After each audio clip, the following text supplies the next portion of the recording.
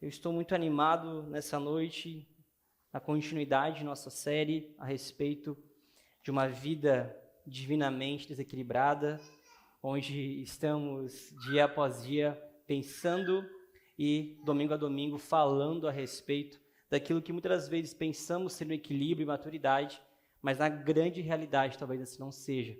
Por isso eu convido você a abrir comigo hoje na carta ou epístola aos Efésios, capítulo de número 5, verso de número 15. Nós leremos a porção até o verso de número 21. Hoje, como título do sermão, Gerenciando o Tempo para a Glória de Deus. Abra lá comigo, Efésios, capítulo de número 5, verso de número 15. Aleluia. Efésios 5, 15, diz assim: Portanto, sejam cuidadosos em seu modo de vida. Não vivam como insensatos, mas como sábios.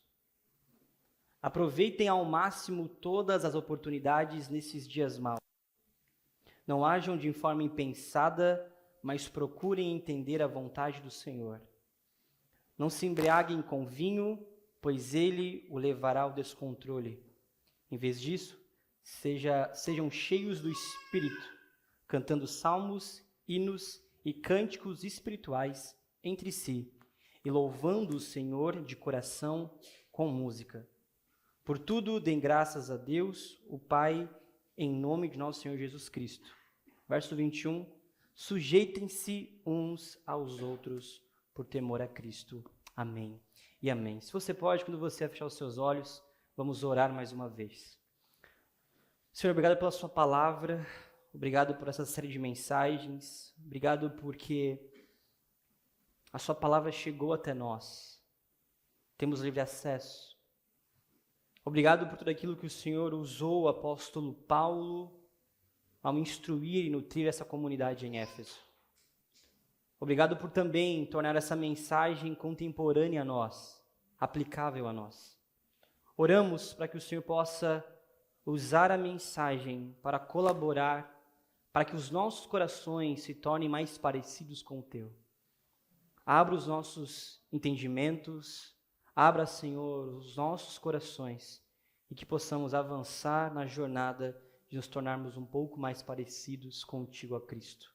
Assim, oramos e em Teu nome agradecemos, Jesus. Amém, amém e amém. Irmãos, toda a temática, então, hoje sobre o gerenciamento do tempo. E, obviamente, hoje e nessa noite não tenho como nenhum objetivo trabalhar com vocês ferramentas para uma boa gestão de agenda. Não é isso.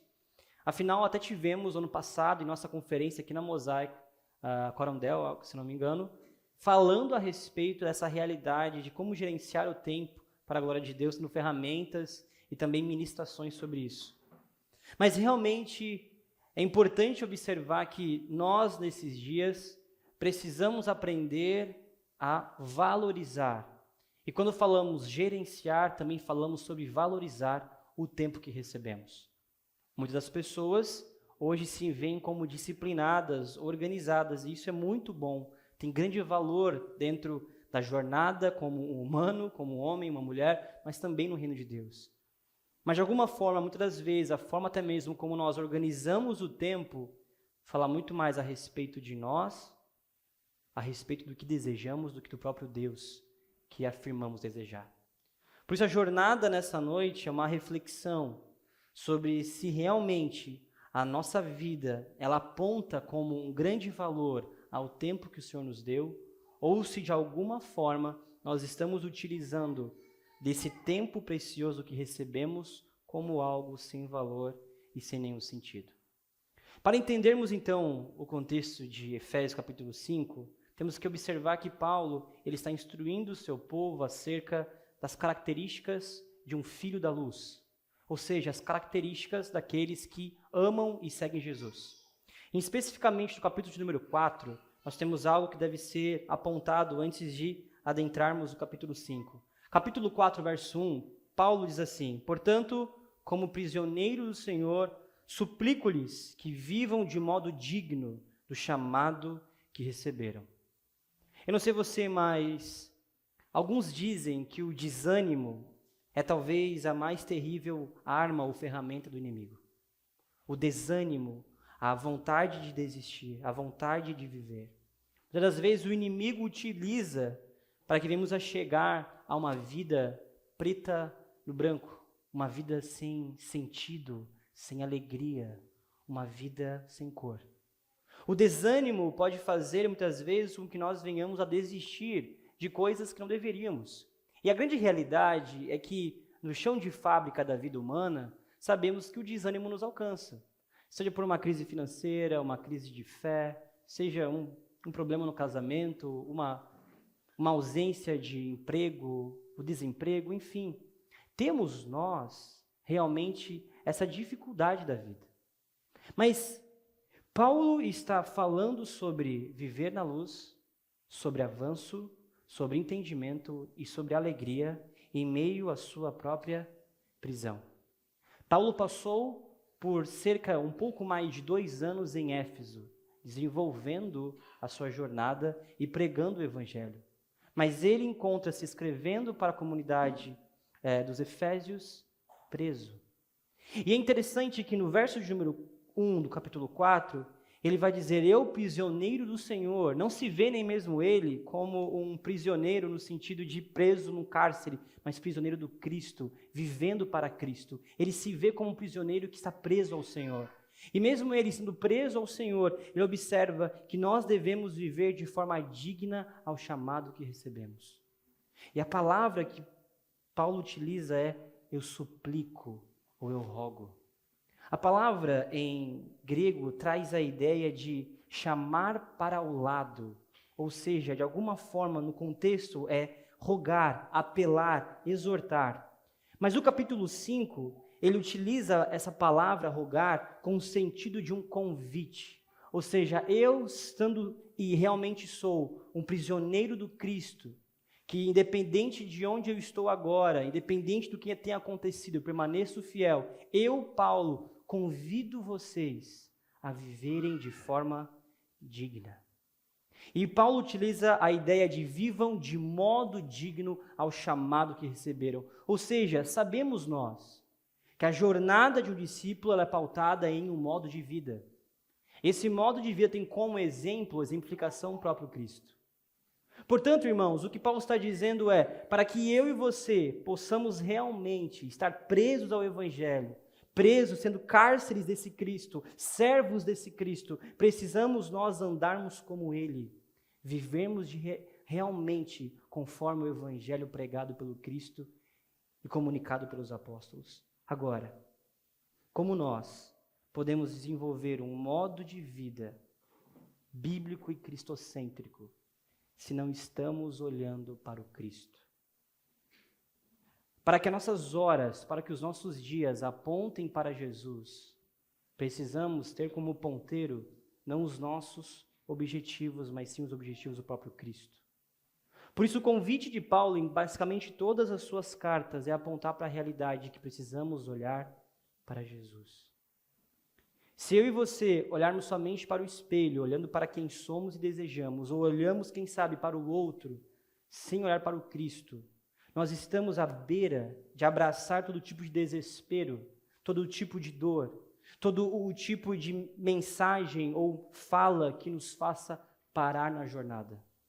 E é por isso que muitas das vezes nós não conseguimos avançar. Não avançamos porque não estamos olhando para o lugar certo e para a pessoa certa. Paulo, então, entendendo essa realidade e apontando sobre unidade e viver como filho da luz, no capítulo de número 5, ele fala a respeito de viver pelo poder do Espírito. E hoje temos uma grande missão de trazer a nós a reflexão do que é viver segundo o Espírito. Afinal, temos uma grande dificuldade nesses dias em entender o que viver no Espírito significa. Paulo, no verso de número 15 do capítulo 5, ele inicia dizendo, tenham cuidado com a maneira como que vocês vivem, para que realmente vocês não sejam insensatos, mas que se tornem realmente sábios. E ele utiliza novamente a ideia de modo de vida ou o andar. É interessante que na carta aos Efésios, Paulo utiliza ao menos 8 vezes a expressão andar. Porque de alguma forma não adianta termos sentimentos por Jesus. Não adianta simplesmente sabermos o caminho que temos que seguir, mas também a forma como devemos seguir esse caminho. E é por isso que para Paulo não é suficiente a compreensão de que eu me vejo como aqueles que amam o Senhor, eu me vejo como aqueles que estão caminhando para a vocação, que é estar com Cristo pela eternidade, se não primeiramente observar como estamos vivendo o agora. O agora diz se estamos seguindo Cristo ou não. E é interessante, porque muitas das vezes as palavras, os gestos, as redes sociais podem apontar para o estilo de vida. Mas nós realmente, somente nós realmente podemos dizer se estamos andando para esse destino e com esse destino que é o próprio Cristo. Afinal, ele realmente é a porta, ele é o caminho, ele é a vida. Ou seja, a grande realidade de Paulo é: eu quero que vocês se tornem a semelhança do Cristo. Eu não quero que vocês tenham somente compreensões sobre Cristo. Eu não quero simplesmente que vocês saibam o que Cristo fez. Mas eu quero que vocês sejam parecidos com esse Cristo que morreu por você e por mim. Paulo é este homem que aponta para essa busca, e realmente uma busca muito complexa. É por conta disso que Paulo está pregando a cidade de Éfeso. A cidade de Éfeso é realmente uma cidade realmente importante em seu contexto. Existia em Éfeso um templo à deusa Diana, uma das 7 maravilhas do mundo antigo. Havia então uma grande economia girando em torno do culto a Diana e realmente essa cidade se tornou proeminente em seu contexto. Paulo fala aos Efésios como se deve andar, afinal, a comunidade dos Efésios estava olhando para como o mundo anda. A cidade de Éfeso era talvez a exemplificação de como os mundanos andam. Paulo está então dizendo, se eles andam assim, nós devemos andar de outra forma. É por isso, irmãos, que quando nós nos assemelhamos muito àqueles que não caminham com Jesus, existe algo errado em nós. Se as nossas conversas, se a nossa forma de viver a vida, se a nossa forma de gastar o dinheiro, de planejar, se assemelha àqueles que não conhecem Jesus, significa que o nosso modo de vida está mais parecido com aqueles que odeiam Cristo do que aqueles que amam. O convite de Paulo ao capítulo 5 é observar que se nós não observarmos um velho andar e deixar esse velho andar para trás e absorvermos e vivermos então uma nova jornada, um novo caminho, nós nunca seremos uma nova criatura, porque uma nova criatura tem novas compreensões, uma nova vida tem uma nova forma de observar a realidade.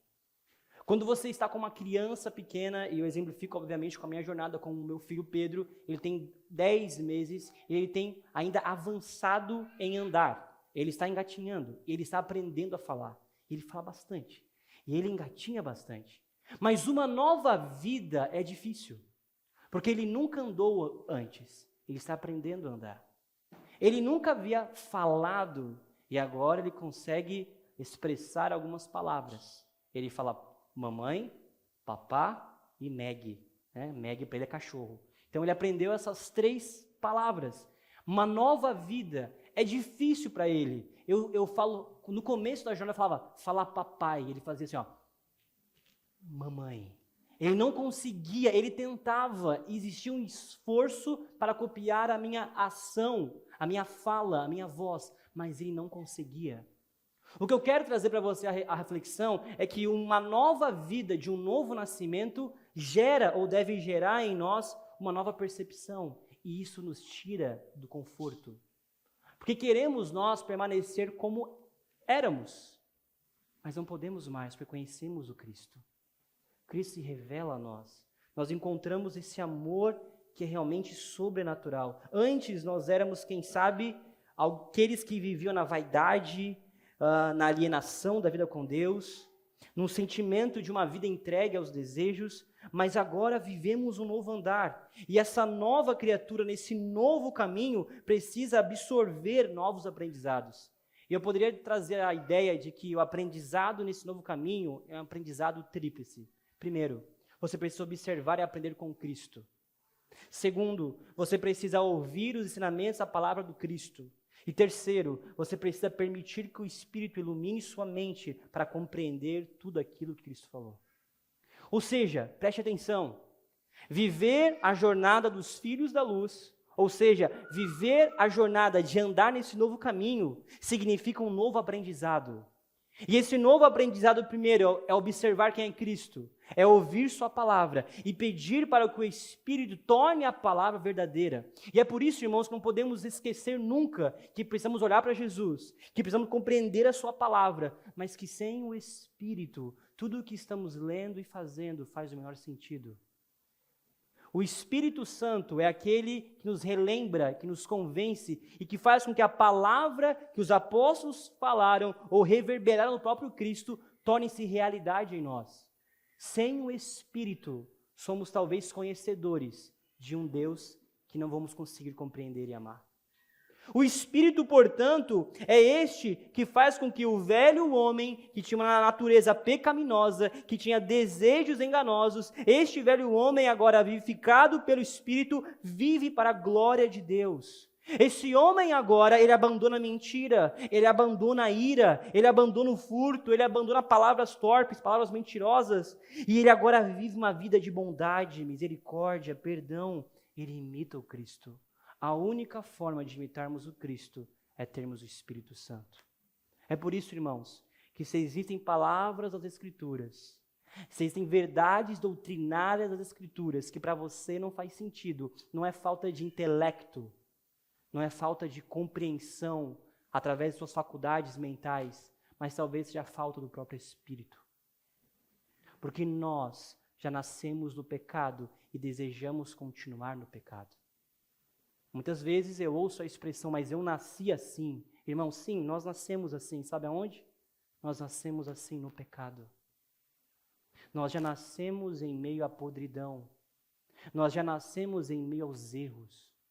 E é por isso que a expressão, não, mas eu fui criado dessa forma, eu nasci assim, a vida me moldou a essa realidade, não tem valor quando olhamos para a realidade da cruz. A cruz aponta, então, para um novo início. E como belamente hoje ouvimos a voz do irmão Kleber, o Senhor é misericordioso, Ele nos promete, Ele nos oportuna vivermos novidade de vida todas as manhãs. Essa novidade de vida é a oportunidade de abandonarmos, muitas das vezes, aquilo que para nós ainda é verdade, mas pelo Evangelho é mentira. E como dói quando observamos isso. Cada leitura das Escrituras deve ser um deleite, mas também uma reflexão. Cada culto deve ser um deleite do prazer de adorar a Deus, mas também uma dor de observar o quanto ainda estamos distantes do Senhor. Paulo, portanto, ele fala a respeito desse novo caminho, que é uma nova percepção, uma nova realidade, e ele só fala isso porque ele entendeu tudo o que ele precisou deixar para trás. Paulo entendia-se como um judeu dos judeus, alguém muito bem visto e quisto em sua sociedade, alguém relevante socialmente e religiosamente, alguém que possuía um futuro brilhante, mas que negou tudo e que deixou tudo para trás quando conheceu o próprio Cristo. Portanto, precisamos nós, independente da idade que temos, do tempo de conversão, da nossa maturidade ou ausência de maturidade cristã, observar o que ainda estamos carregando, que pela ótica da cruz, já deveríamos ser deixados para trás. A reflexão, ela é dura, porque infelizmente, nós queremos e nós continuamos a carregar o velho homem e não percebemos. Paulo, ele ao observar tudo isso, ele afirma no versículo de 1:16 algo muito contundente. Ele diz: aproveitem ao máximo todas as oportunidades nesses dias maus. Em outra tradução, talvez você tenha em suas mãos, remindo o tempo. Remir o tempo, ou aproveitar o máximo cada oportunidade, é libertar do cativo, é resgatar o tempo que foi perdido. Paulo está dizendo no versículo de número 16 que temos que observar o tempo como se fosse algo valioso. E que se este tempo não for bem utilizado, estamos roubando ou deixando com que esse tempo seja roubado de nós e gastos com outro Senhor, senão o Senhor Jesus Cristo. Precisamos, portanto, de alguma forma entender que o tempo talvez seja aquilo que é mais precioso nesses dias. O tempo, ele não é algo que se pode de alguma forma armazenar. Todos nós temos 24 horas dadas a Deus. Todos nós. Temos então essa dádiva divina, um depósito, entre aspas, vitalício, que Deus nos dá esse tempo para, de alguma forma, gastarmos de forma sábias. Mas, infelizmente, estamos utilizando essas 24 horas para negar o amor ao próprio Cristo. Como um bilionário que talvez aos seus 90 anos faria o que fosse possível, entregaria toda a sua fortuna para ter pelo menos mais um ano de vida, nós precisamos observar o tempo como as oportunidades que Deus nos dá para nos tornarmos mais parecidos com Cristo. E pasmem, todos nós temos o mesmo tempo. O rico e o pobre, o velho e o novo, têm 24 horas por dia. Agora, pensando em uma sabedoria bíblica, e talvez pensando em uma parábola de Jesus, eu sou levado a recordar a parábola das 10 virgens, onde as virgens que foram prudentes, elas estavam prontas para a chegada do Cristo ou do noivo. Essas virgens, elas agiram de forma de antecedência, elas se prepararam, elas compraram, elas remiram o tempo para a chegada do Senhor. E quando o Senhor chegou, elas foram muito bem utilizadas, dando ao Senhor, ou dando ao noivo, o caminho para o casamento. Ou seja, a reflexão que fica para nós nesse momento é como nós estamos vivendo os nossos dias. Porque a forma como nós estamos vivendo os nossos dias diz a forma como estamos vivendo a vida. Nós podemos idealizar a vida, e eu não sei você, mas eu sou um daqueles sonhadores que por muitas das vezes me pego escrevendo projetos que talvez nunca saiam da gaveta. Eu escrevo e faço muitas coisas aleatórias.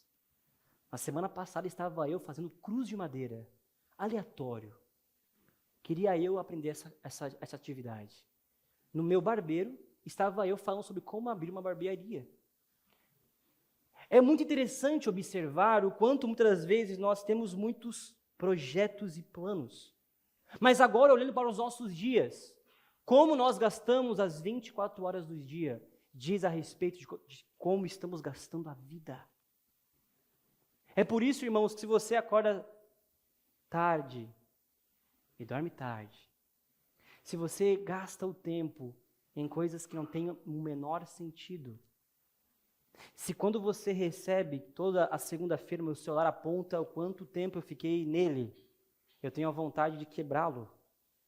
Quanta coisa fazemos, quanto tempo gastamos com coisas que não fazem sentido algum. E achamos que temos muito tempo, mas não percebemos que a nossa vida está sendo vivida assim. Talvez você é aquela pessoa que é bem com a vida, e você está feliz, você tem projetos, e você sonha, e você acorda bem. Ou quem sabe você é aquela pessoa que só reclama, e só tem dores, e todos os dias são difíceis. Como estamos vivendo o dia? Estamos almoçando, olhando para o nosso esposo, esposa, para os nossos pais e filhos? Ou estamos assistindo a televisão e chegamos em casa e queremos cuidar de nós, queremos de alguma forma trabalhar a amizade, o relacionamento, ou estamos cada vez mais vivendo de forma alienada ao outro, simplesmente vivendo como se o outro não existisse? Ou talvez vivendo como se nem mesmo Deus existisse. Talvez estamos desperdiçando o nosso tempo, que não é eterno nessa terra, com coisas que não são importantes e que chamamos de urgente. E aqui eu quero trazer uma reflexão com você. Tozer vai dizer que o tempo é um recurso não renovável. Não se pode estocar o tempo. Não se pode recuperar ou repetir o tempo. O que foi feito agora jamais será feito do mesmo modo. O que Tozer está dizendo é, o que foi feito ou o que foi vivido já foi. Passou. Perdemos. Talvez você conheceu Jesus com mais idade. Você não teve a oportunidade de ter sua juventude com Jesus. E você tem dor porque você perdeu tempo. Mas o Senhor sabe todas as coisas. Assim como, quem sabe, você nasceu na igreja e se desviou na jornada. E talvez até agora você não conseguiu engrenar por conta dos pecados ou pela vida que você viveu. Mas o interessante observar é que nós estamos trocando o que é importante por aquilo que é urgente. E o que é urgente nesses dias? Muitas coisas, irmãos. Para nós, talvez, a urgência é conseguir um namorado. Casar. Quem sabe a urgência é tirar uma certificação. Quem sabe a urgência é terminar a faculdade. E são coisas belas. Mas nós não estamos entendendo que estamos trocando o que é eterno, aquilo que é importante, por aquilo que é urgente. Logo, observamos o seguinte. Obviamente, irmãos, preste atenção, o Senhor nunca vai cobrar de você o que você não pode dar. Ele nunca fará isso. Não existe nenhum certo tipo de tentação ou provação que nós não poderemos suportar. E é por isso que todo o pecado que nós cometemos, a culpa é de quem? Nossa. Agora, muitas das vezes nós estamos gastando o que é importante por urgente, deixando com que as coisas desse mundo, dentro de uma balança divina, se tornem mais importantes do que o próprio Senhor. E eu falo isso porque fazemos, às vezes, essa atitude, temos essa atitude horrível, muitas das vezes sem perceber. E só percebemos quando olhamos para trás. Por isso o convite agora é olhar a sua última semana. Os últimos 7 dias. O que mais, ou com quem mais, ou o que mais você gastou o seu tempo? Muitos dirão, pastor, eu gastei o tempo trabalhando, glória a Deus. Mas esse trabalho no qual você gastou o tempo, tem para qual objetivo?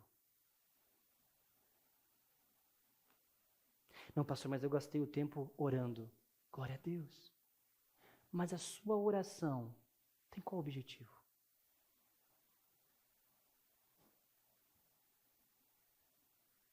Estamos trocando ou dizendo que é santo algo que não é. E é por isso que continuamos a dobrar os joelhos, orar ao Senhor, mas não pedindo para que Ele troque o coração, mas clamando para que Ele faça todos os nossos desejos. Creio eu que foi semana passada, no nosso segundo encontro da série, o Kleber falou a diferença entre Deus e ídolo. Eu não sei se ele falou isso, ou eu li em algum lugar. Mas eu relembro a ideia de que um Deus, ele é extremamente diferente do ídolo. Um ídolo, você faz um certo tipo de sacrifício e ele vai te abençoar. A troca do ídolo é o seguinte, se você fizer isso, eu te dou algo em troca. Agora, pasmem, queridos irmãos, Deus não é um Deus como esses. Deus não está esperando que você faça um sacrifício para Ele então fazer os desejos do seu coração. Mas Deus está preocupado em tornar você mais parecido com Ele e colocar dentro do seu coração os desejos dEle. E é por conta disso que muitas das vezes a nossa oração é uma oração mentirosa.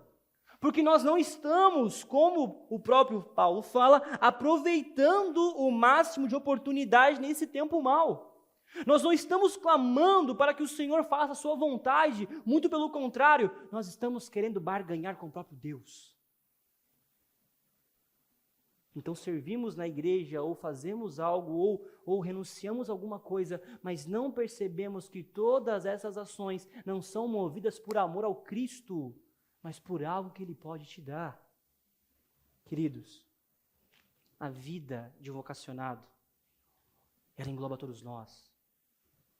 Não é uma jornada de fazer para ganhar. Eu queria que fosse. O meu maior desejo era poder acordar de manhã e falar, Senhor, o que você quer que eu faça hoje? Eu faço e o Senhor vai me dar o meu desejo? Faça o que o Senhor quiser, mas Senhor, dá o que eu quero. E por isso, que muitas das vezes, até mesmo aqueles que veem algo que é tão belo como a vocação, como um ministério, de forma errada.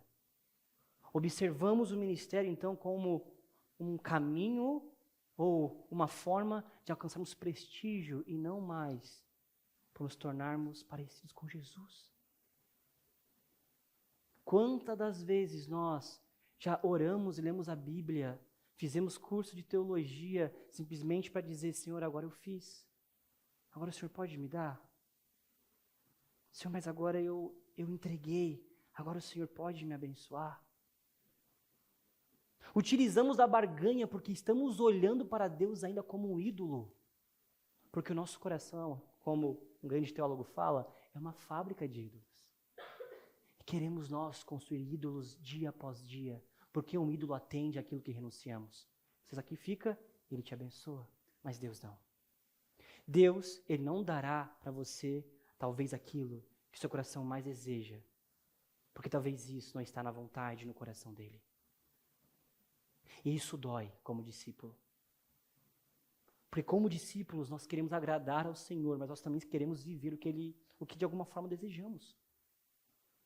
Ah, irmãos, como seria bom talvez na minha compreensão se Deus me desse 1 milhão na conta. Ah, não seria bom?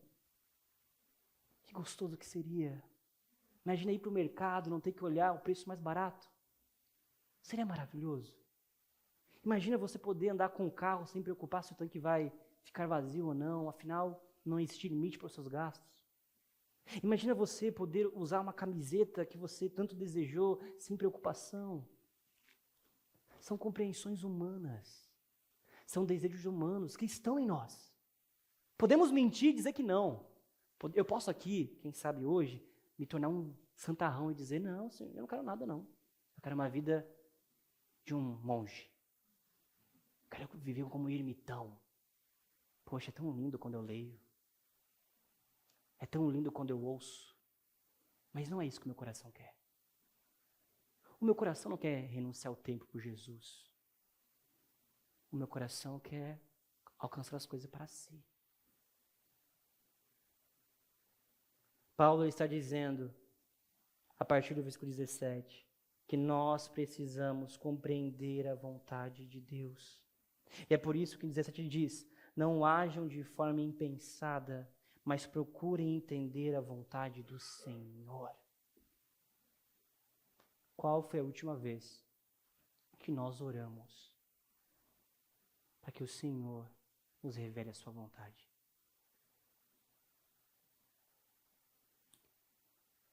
Larry Crabb, um teólogo que eu tenho um carinho, em um livro chamado Chega de Regras, ele ilustra bem essa tensão. Ele vai dizer o seguinte: existem 2 caminhos na vida, o antigo caminho e o novo.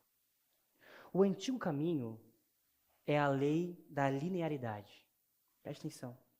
Você faz o que é certo para ganhar as bênçãos que deseja. É uma vida baseada no mérito e na performance. Na tentativa de fazer a vida funcionar por conta própria. Embora possa parecer eficaz, às vezes ela leva ao orgulho quando dá certo e ao desânimo ou à autodepreciação quando falha. Deus não nos ajuda a viver nesse antigo caminho, pois esse antigo caminho, o foco não é o Cristo. O propósito supremo da vida não é obter bênçãos por meio das boas obras. Então, de alguma forma, o antigo caminho é uma vida meritocrática e nós queremos viver na vida meritocrática. Só que um cristão não vive a jornada meritocrática.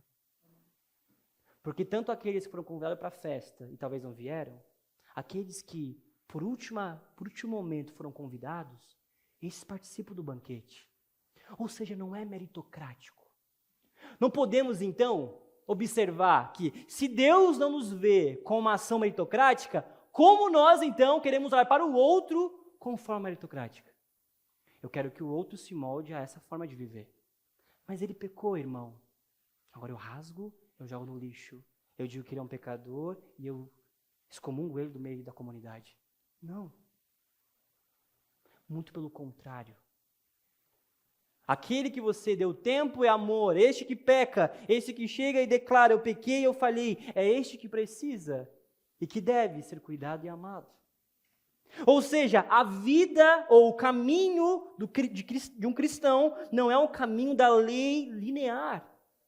Não é simplesmente fazer aquilo por uma performance ou um mérito, mas é observar que nós não merecíamos nada que recebemos. É por isso que Larry Craig vai dizer o seguinte: o novo caminho, no entanto, é o caminho do Espírito. É a lei da liberdade. Não é sobre fazer o que é certo para que a vida funcione, mas sobre valorizar a presença de Deus mais do que as suas bênçãos. É sobre achegar-se a Deus exatamente como se está, confiando em sua graça. Neste caminho, não exigimos nada, mas celebramos tudo em Deus. A verdadeira alegria vem do conhecimento de Deus, da comunhão com Ele, que é a maior bênção de todas. Irmãos, aqui, o Crabb vai dizer, nós não exigimos, mas nós celebramos. Nós não exigimos que Deus se molde aos nossos desejos, mas nós celebramos para que Ele faça a sua vontade. Isso significa que mesmo quando as coisas dão certo, não fomos nós. Mas também quando as coisas não deram certo, também não foi nós. A realidade é que precisamos aprender a celebrar a alegria, o sucesso, mas também aprender a celebrar a derrota. Celebrar a derrota é entender que mesmo que o Senhor não está fazendo aquilo que nós queríamos, sabemos que isso é melhor para nós. E isso realmente dói. Qual foi a última vez que nós agradecemos a Deus por algo que Ele não deu, nós queríamos que Ele desse? Qual foi a última vez que nós agradecemos a Deus pela crise que estamos vivendo ou que vivemos? Talvez nunca. Porque ainda estamos no caminho antigo, buscando uma exigência e não a celebração. Celebramos muito bem a alegria, mas também devemos aprender a celebrar os nãos de Deus. Paulo, portanto, diz que nós não devemos pensar ou agir de forma impensada, como insensato, mas procurar entender a vontade de Deus. E qual é a vontade de Deus? E aqui está talvez o grande dilema de todos nós. Porque todos nós, ao ler esse versículo, dizemos, Senhor, fala a sua vontade. Mas Ele já disse. E por isso que estamos preocupados em ouvir, não, o Senhor quer que eu pregue aonde mesmo? No Afeganistão? Ah, não. O Senhor quer que eu pregue aonde? Jardim Sofia? Não estou ouvindo, não estou entendendo, Senhor. Senhor, você não quer que eu seja um empresário rico, não? Pô, o Senhor quer realmente que eu... Nós estamos olhando para esse versículo e para muitas compreensões teológicas da Bíblia e achando que Deus está falando sobre algo específico, e obviamente Deus tem algo específico, Deus dá ferramentas, dons diferentes, cada um tem aqui um dom diferente, glória a Deus por isso. Isso é a beleza do corpo de Cristo, cada um tem uma função, cada um tem uma atividade, maravilha. Mas o que Paulo está dizendo aqui não é que devemos buscar uma ação ou uma vontade específica, senão primeiro buscar a vontade do próprio Deus, a fonte dessa vontade. E é por isso que Paulo vai começar, a partir do versículo 18, a fazer algo interessante. Ele fala sobre vontade de Deus, então começa a falar, versículo 18, não se embriaguem com vinho, pois ele o levará ao descontrole. A comunidade de Éfeso, dentro do seu contexto religioso, havia o culto ao deus Baco, deus do vinho. E a forma com a qual esse deus ele abençoava os seus seguidores era através, uma das formas era a embriaguez.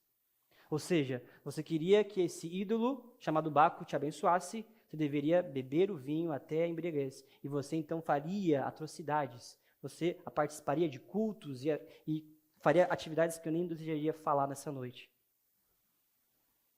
Paulo então está dizendo, vocês não devem viver como estes, que fazem algo para receber algo em troca. Vocês não devem viver como estes, mas diferente, vocês devem viver cheios do Espírito. Paulo está dizendo basicamente que viver, ou a plenitude do Espírito Santo em nós, que essa fonte de prazer, de alegria, de uma alegria superior, de permanecer nele, esse ser cheio do Espírito, e talvez aqui a melhor tradução seria continuar a ser cheio, um enchimento progressivo. Paulo está dizendo que nós precisamos ser cheios do Espírito, para que de alguma forma não venhamos a viver a vontade nossa, mas a vontade do próprio Deus. Paulo diz isso aqui em Efésios capítulo 4, mas também em Colossenses capítulo 3, verso 15 a 16, onde ele afirma que a paz de Cristo governe seu coração e que vocês permitam que a palavra do Cristo habite ricamente nele e sejam cheios do Espírito. Ou seja, ser cheios do Espírito nesse contexto não é uma experiência mística, transcendental simplesmente, que demonstra um arrepio, que é belo e necessário. Paulo não está aqui falando sobre carisma, Paulo está falando sobre dons espirituais que de alguma forma edificam o corpo. Mas o que Paulo está falando aqui é a respeito de ser cheio do Espírito, da forma como nós então deveremos viver uma vida daqueles que seguem a luz. Ou seja, irmãos, ser cheio do Espírito é ter uma vida, atitude, o caminhar na jornada que aponte para o Cristo. Ser cheio não é ter dons espirituais que todos conseguem ver. Ser cheio não é você orar, simplesmente alguém ser curado. Isso também está no contexto de você ser usado pelo Espírito. Mas o que Paulo está dizendo aqui é que ser cheio do Espírito é ter uma forma de viver. O mundo lá fora, ele está olhando para nós e buscando em nós esse brilho que Cristo depositou sobre os nossos corações. Logo, ser cheio do Espírito nesse contexto é viver a vida cristã vitoriosa, sim. Uma vida maravilhosa, sim. Mas que aponta todos os instantes, cada hora e segundo, para a glória daquele que foi entregue na cruz do Calvário. Ser cheio, portanto, é negar a si mesmo. É tomar a cruz. Ser cheio, portanto, não é apresentar uma santidade que não existe, mas é entender que tudo o que você está fazendo, tudo o que você está construindo, todos os momentos gastos, você deve gastar para o Senhor.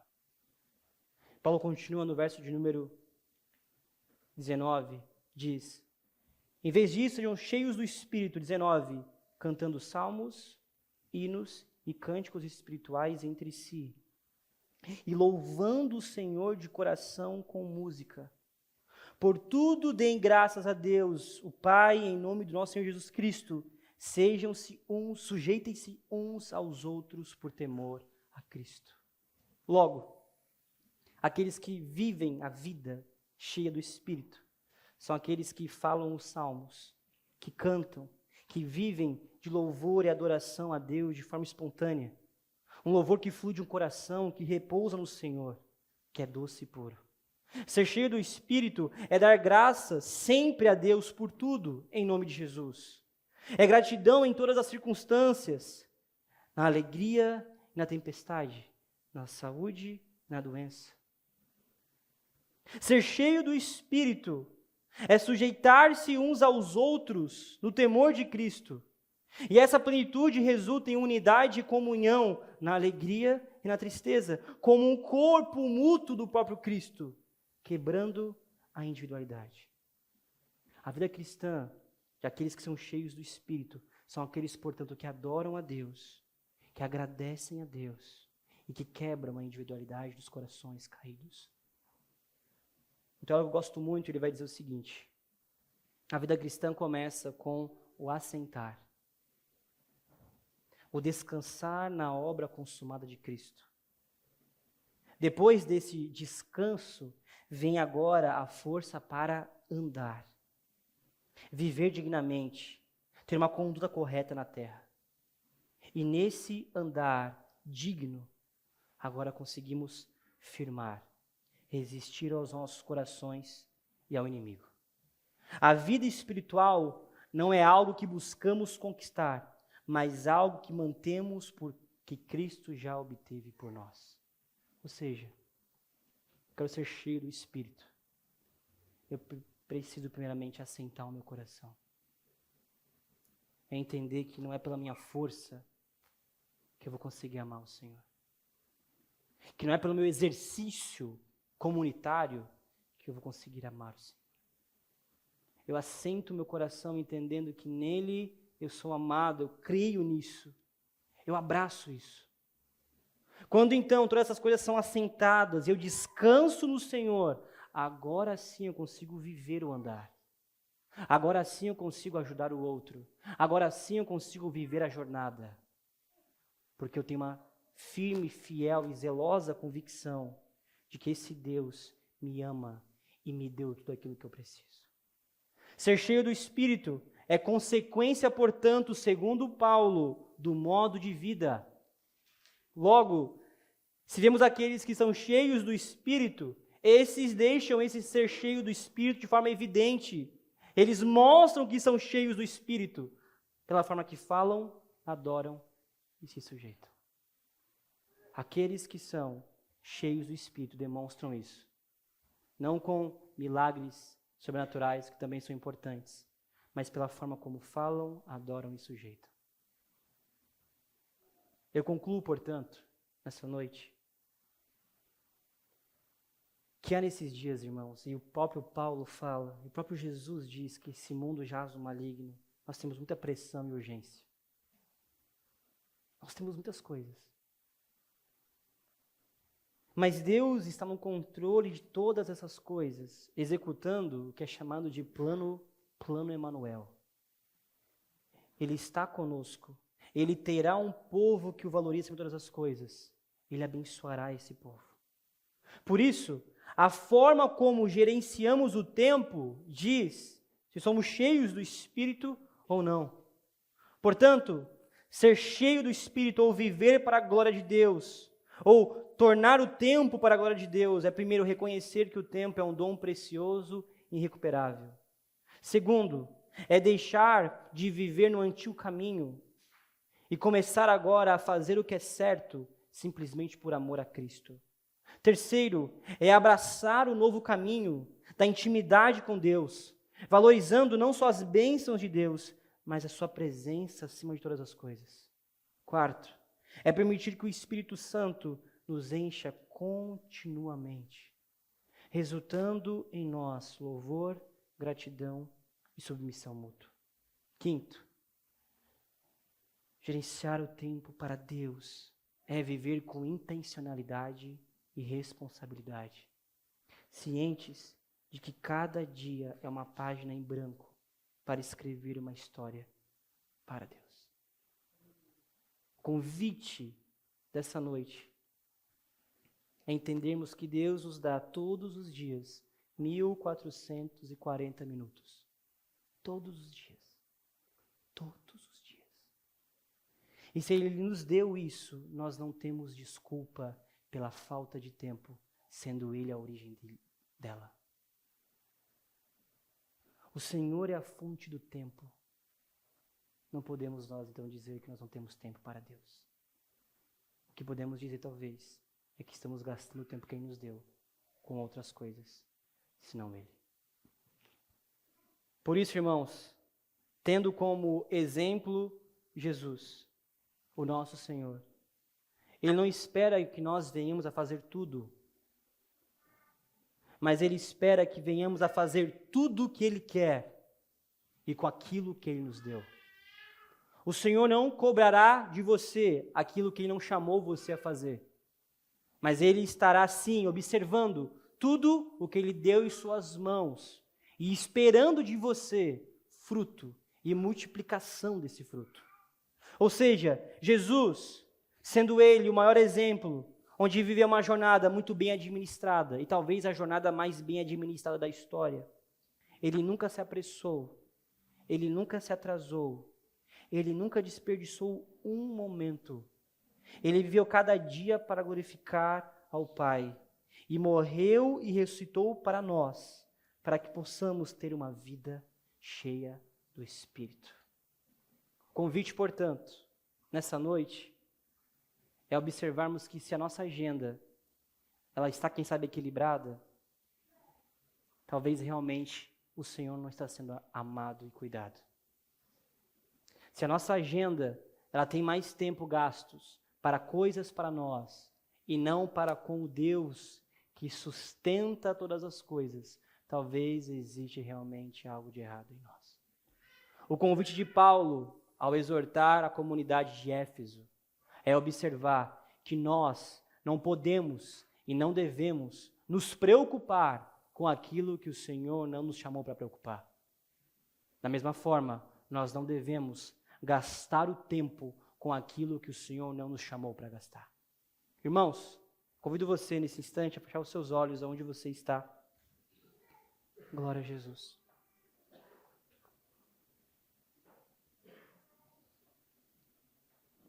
E hoje eu não vou pedir para você vir à frente,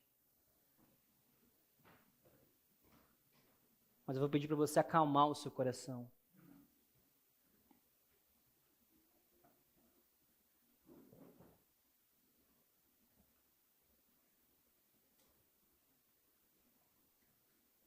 Quem sabe a sua rotina, ela está muito equilibrada e organizada, existe tempo para tudo. Mas a pergunta que eu faço é: e o tempo para Deus, aonde está?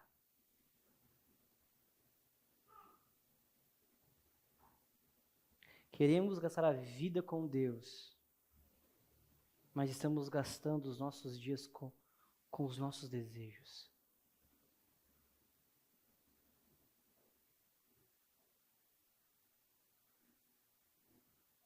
Se você, nesse instante, olhar para os últimos dias que passaram, como têm sido os dias gastos?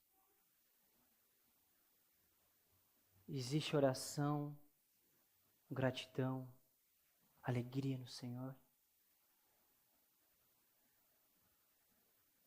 Será que tudo o que você tem feito nesses dias, eles têm apontado para o Senhor?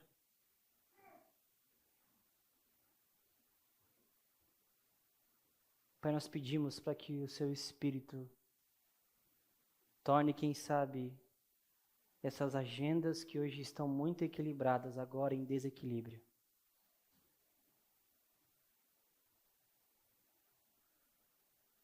Amado Espírito Santo, nós queremos ser cheios do Senhor. Cheios do Senhor, e a forma como gastamos o tempo que recebemos afirma se amamos o Senhor acima de todas as coisas, ou se não. Por isso a nossa oração nesse instante é para que o Senhor agora venha e nos exorte.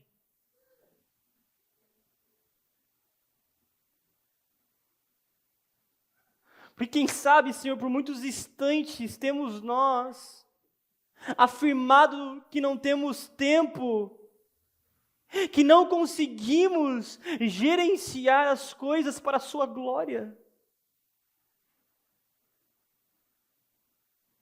Mas esquecemos que, infelizmente, somos indesculpáveis diante do Senhor.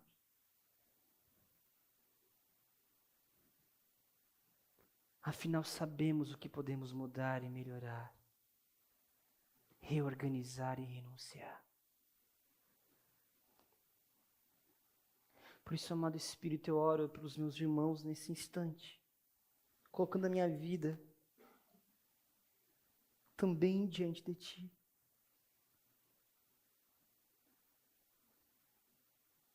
Senhor, somos uma igreja tão viva, repleta de dons, repleta de atividades. Somos tão gratos por tudo aquilo que o Senhor tem feito através dos nossos irmãos e para os nossos irmãos. Mas, Senhor, nós questionamos os nossos corações nesse instante. Será que temos nós realmente olhado para o Senhor e permitido gastar de nossas vidas para o Senhor? Senhor, existe em nós cânticos, louvores de gratidão a Ti, ou simplesmente ódio e rancor? Senhor, somos nós totalmente satisfeitos em Ti, ou ainda estamos exigindo diante de Ti que o Senhor faça algo ainda mais?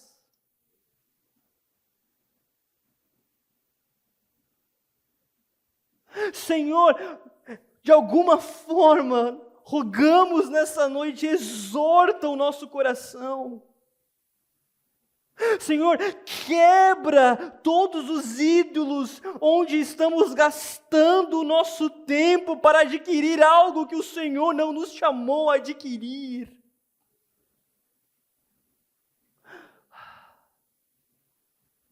Revela aos nossos corações a sua vontade. Reestabelece em nossa mente um padrão de vida cristão que te ama de forma incessante, amado Espírito.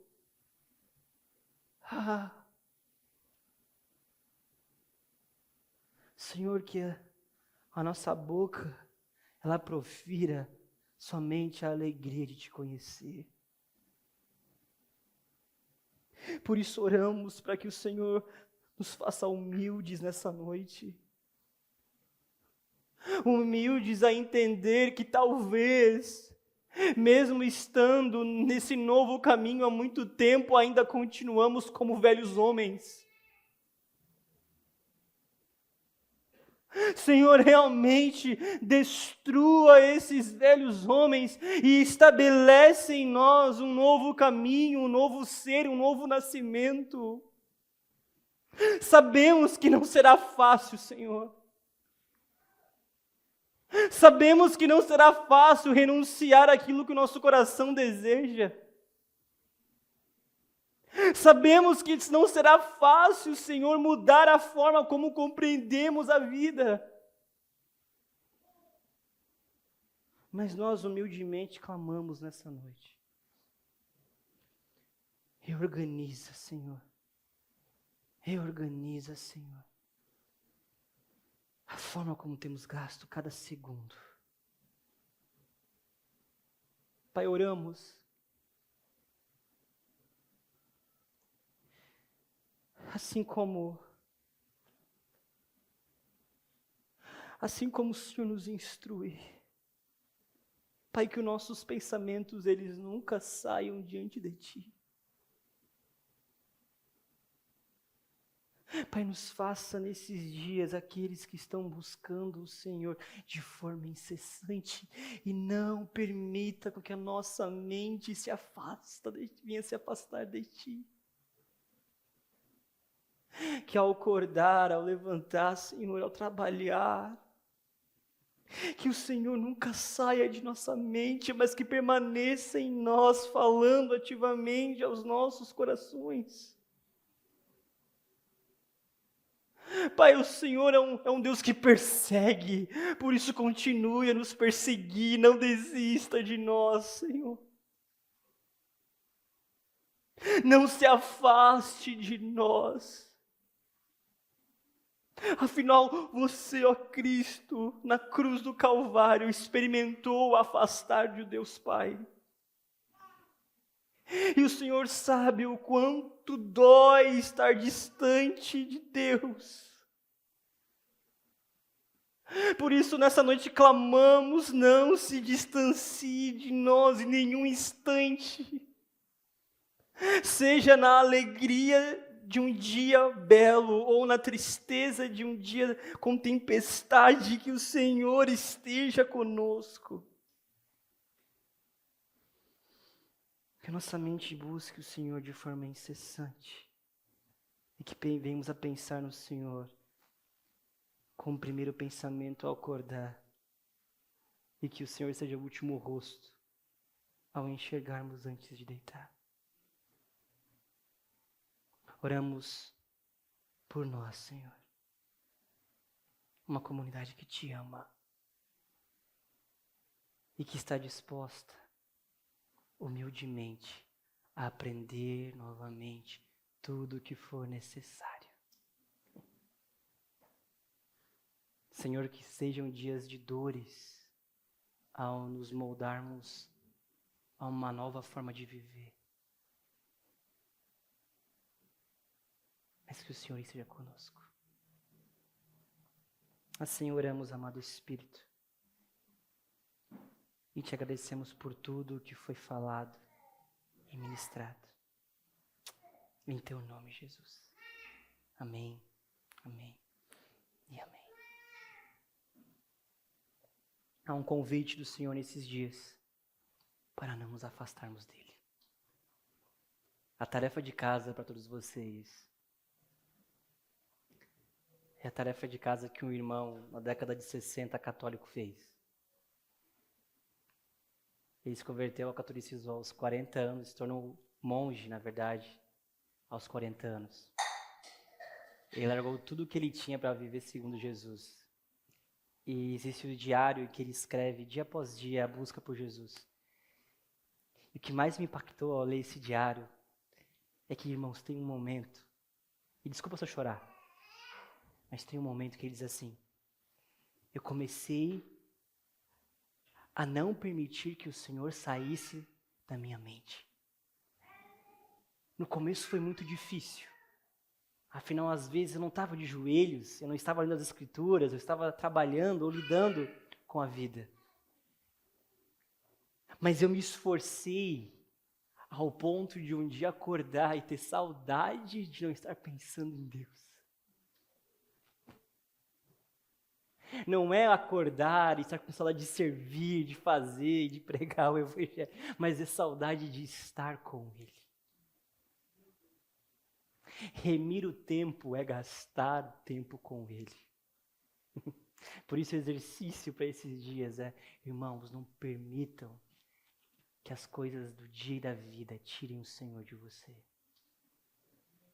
Acorde com Ele, almoce com Ele, viva com Ele. Porque você chegará em um instante que sentirá saudade. E quando você sentir pela primeira vez saudade, presta atenção, você nunca mais será o mesmo. Porque a oração, a leitura, a caridade será para você um reflexo da saudade que você sentiu do seu Senhor. Amém? Vamos ficar em pé e encerrar esse culto ao nosso Deus. Glória a Jesus. Eu espero que você tenha sido abençoado por essa mensagem sobre remir o tempo, gerenciando o tempo para a glória de Deus. Lembrar os irmãos, essa semana temos algumas atividades. Quarta-feira, sala de oração a partir do meio-dia. Não esqueça disso, tá bom? E teremos nosso turno realmente acontecendo de devoção, intercessão a partir das 20 horas na quarta-feira. Escola Reformar, terça-feira normalmente, e sábado, nosso arraiá. Então se organize, venha com uma roupa característica, venha estar conosco, vai ser maravilhoso, ter esse tempo de alegria. Quero ver se eu venço alguma das corridas, ou algumas das atividades, eu tenho certeza que vai ser maravilhoso. E domingo, culto normalmente. Amém, irmãos? Vamos fechar nossos olhos mais uma vez e encerrar esse culto. Pai, nós somos gratos, porque o Senhor dia após dia tem se revelado a nós. Porque a sua palavra, ela tem ecoado em nossos corações, modificado os nossos afetos e nossas compreensões. Pai, somos gratos hoje por esse culto, por cada um que serviu, por cada um que louvou. Obrigado, Senhor, por aqueles que limparam a igreja, aqueles que organizaram. Obrigado, Senhor, por aqueles que entregaram a ceia. Obrigado por aqueles que passaram os slides. Obrigado, Senhor, pelo louvor, pela palavra. Somos gratos a Ti. Que o Senhor possa revelar àqueles que estão aqui dia após dia a Sua vontade, Pai. Assim oramos para que seja realmente uma semana de perseguir o Senhor. que possamos te perseguir em cada instante, até que o Senhor venha. Assim oramos, em teu nome, Jesus. Amém, amém, amém. Estão as suas mãos, como fosse receber um grande e maravilhoso presente, que o amor de Deus Pai, a graça salvadora de nosso amado Jesus e a doce presença do Espírito Santo estejam com todos vocês. Vão em paz, que Deus abençoe. Amém, amém, amém. Aplauda ao Senhor mais uma vez. Abrace seu irmão. Estamos juntos até sábado, terça, quarta. Em algum momento estaremos por aqui. Glória a Jesus.